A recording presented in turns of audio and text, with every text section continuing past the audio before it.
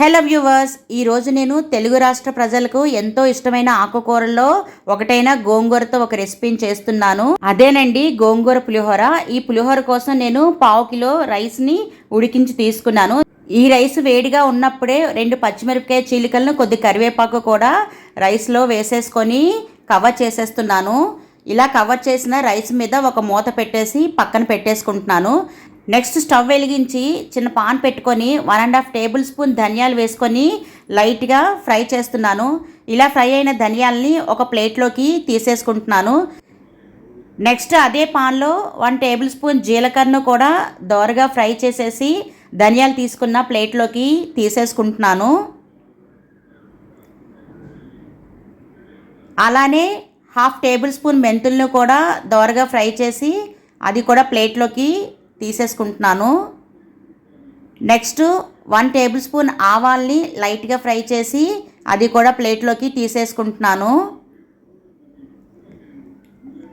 2 ఎండుమిరపకాయలు కూడా లైట్గా ఫ్రై చేసి అది కూడా ప్లేట్లోకి తీసేసుకుంటున్నాను. ఇలా డ్రై రోస్ట్ చేసిన ఇంగ్రీడియంట్స్ అన్నిటినీ కూడా బాగా చల్లార్చాలి. నెక్స్ట్ అదే పాన్లో 2 టేబుల్ స్పూన్ ఆయిల్ వేసుకొని శుభ్రంగా క్లీన్ చేసుకున్న గోంగూర ఆకులను వేసుకోవాలి. నేను గోంగూరను సుమారుగా 2 కట్టల వరకు తీసుకున్నాను. నెక్స్ట్ 2 పచ్చిమిరపకాయలు కూడా కట్ చేసేసి అది కూడా గోంగూరలో వేసేసి ఒకసారి ఇలా కలిపేసుకొని మూత పెట్టేయాలి. ఇప్పుడు స్టవ్ ఫ్లేమ్ తగ్గించేసి గోంగూరని బాయిల్ చేయాలి. 2 మినిట్స్ తర్వాత మూత తీసి చూస్తే ఇంకా గోంగూర బాయిల్ అవ్వాలి. అందుకోసం మరలా నేను మూత పెట్టేసి బాయిల్ చేస్తున్నాను. మరలా 2 మినిట్స్ తర్వాత మూత తీసి చూస్తే గోంగూర అంతా బాయిల్ అయిపోయింది. గోంగూరలోని వాటర్ అంతా కూడా డ్రై అయిపోయింది. ఇప్పుడు ఫ్రై అయిన ఈ గోంగూరను కూడా స్టవ్ మీద నుంచి దించేసి పక్కన పెట్టుకొని చల్లార్చాలి.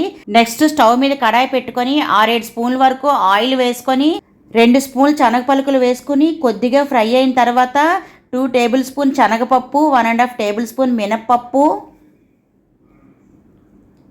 1 టేబుల్ స్పూన్ ఆవాలు ఇవన్నీ కూడా ఫ్రై చేయాలి.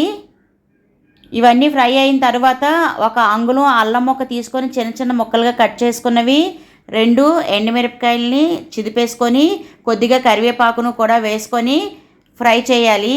ఇలా ఒక ఇంగ్రీడియంట్ తర్వాత మరొక ఇంగ్రీడియంట్ వేసి ఫ్రై చేయడం వల్ల అన్నీ ఈవెన్గా ఫ్రై అవుతాయి. నెక్స్ట్ కొద్దిగా పసుపు, కొద్దిగా ఇంగువను కూడా యాడ్ చేసి ఫ్రై చేస్తున్నాను.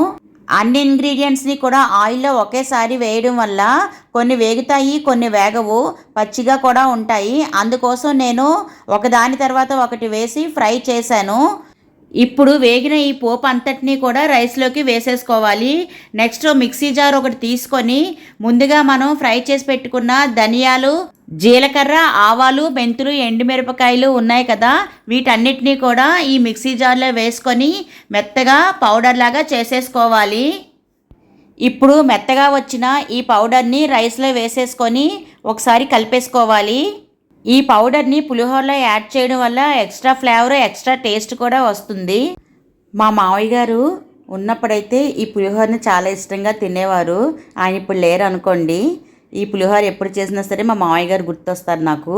నెక్స్ట్ మిక్సీ జార్లోని ముందుగా ఫ్రై చేసి చల్లార్చిన గోంగూరను వేసుకొని రుచికి సరిపడా సాల్ట్ను కూడా ఇప్పుడే వేసేసుకొని మిక్సీలోని మెత్తగా పేస్ట్ లాగా చేసేసుకోవాలి. ఇప్పుడు మెత్తగా వచ్చిన ఈ గోంగూర పేస్ట్ అంతటినీ కూడా రైస్లోకి వేసేసుకొని మొత్తం అంతా రైస్ అంతా కూడా కలిసేటట్లు బాగా కలిపేసుకోవాలి. దీనిలో నిమ్మరసం కానీ చింతపండు గుజ్జు కానీ వేయవలసిన అవసరమే ఉండదు.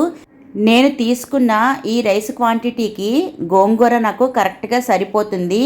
మీకు ఇంకా పులుపు సరిపోలేదు అనిపిస్తే కొద్దిగా నిమ్మరసం యాడ్ చేసుకోవచ్చు. అంతేనండి, ఎంతో టేస్టీగా ఉండే కమ్మని గోంగూర పులిహోర రెడీ అయిపోయినట్లే. ఇప్పుడు నేను టేస్ట్ చూసేస్తున్నా. నిజంగా చాలా బాగుందండి.